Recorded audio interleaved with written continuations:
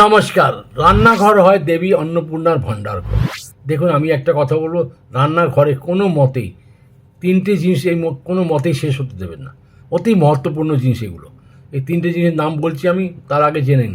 এটিকে পার্মানেন্টলি রেখে দেবেন। তিনটি কাঁচের শিশি নেবেন, এত বড় বড় কাঁচের শিশি দিয়ে তার মধ্যে ভরে আপনি আপনার রান্নাঘরে উত্তর দিকে রেখে দিন। যখন উত্তর দিকে আপনি রেখে দিলেন তিনটে জিনিসটাকে, তিনটি শিশি আর কি, পরিবারের দেখবেন উন্নতি আর উন্নতি হতেই থাকবে, কম হবে না, বাড়তেই থাকবেন আপনারা।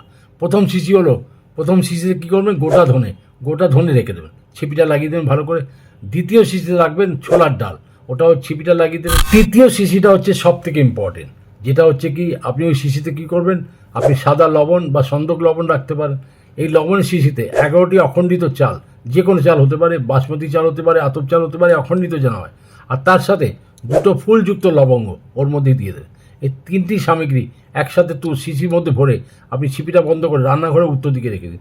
পুরো 1 বছর ওটা থাকুক, কোনো অসুবিধা নেই, খুব ভালো হবে। আপনি মানে কোনো শুভ দিন দেখে আবার 1 বছর পর পাল্টাতেও পারেন।